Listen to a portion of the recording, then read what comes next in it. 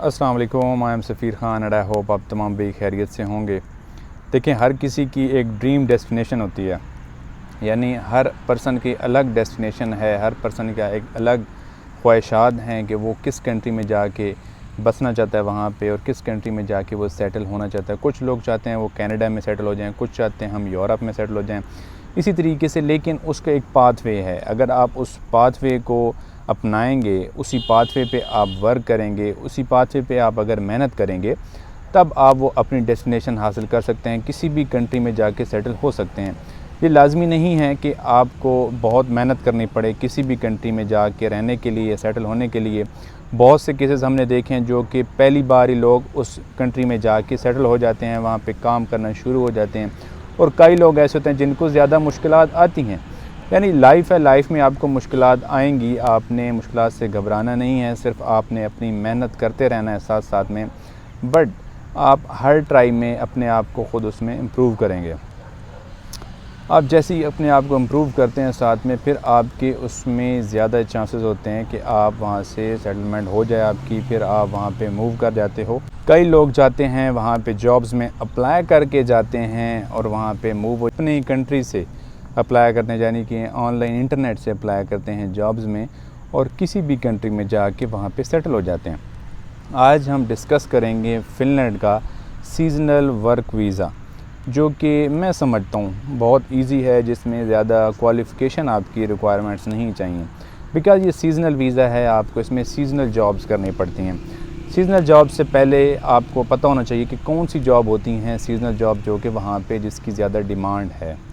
अब सीज़न में फ़िनलैंड में दो तरह के सीज़न्स वहाँ पे पाए जाते हैं। एक तो सीज़नल जॉब्स होती हैं, वो आपकी जून से लेके अगस्त तक होती हैं, वहाँ पे आपको काम करना पड़ता है।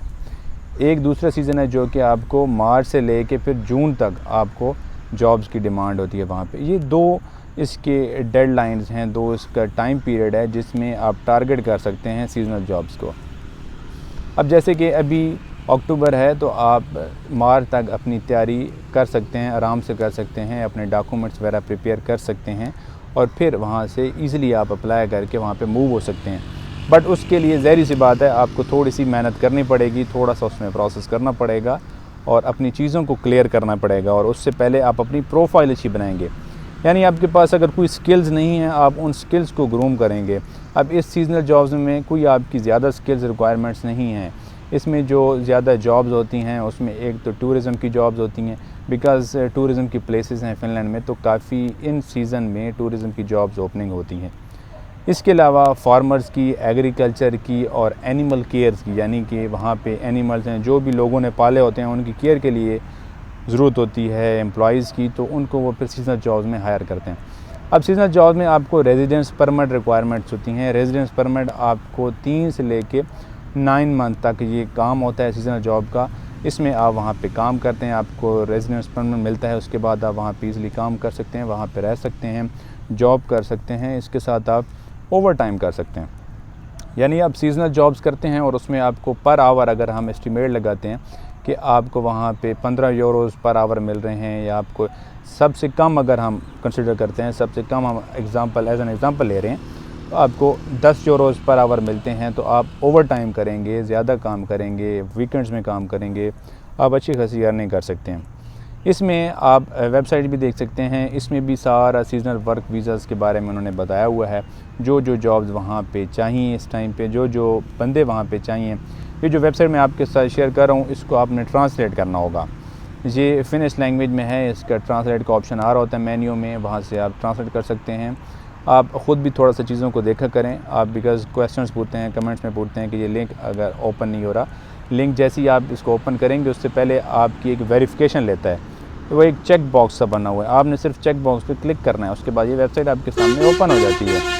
वेबसाइट ओपन हो जाती है, इसमें आपकी तमाम डिटेल्स लिखी हुई हैं, क्या क्या वहाँ पे काम करना है, एनिमल्स को किस तरीके से केयर करना है, फ्रूट पैकिंग आपने करनी है, फ्रूट पिकर चाहिए होती हैं। स्ट्रॉबेरी के सीज़न में स्ट्रॉबेरी पिकर्स काफ़ी रिक्वायरमेंट्स होती हैं फ़िनलैंड में। तो आपके पास अगर कोई भी स्किल्स नहीं है, इनको कम से कम आप अप्लाई तो करें। आप अप्लाई नहीं करेंगे तो फिर आपका कैसे हो सकता है?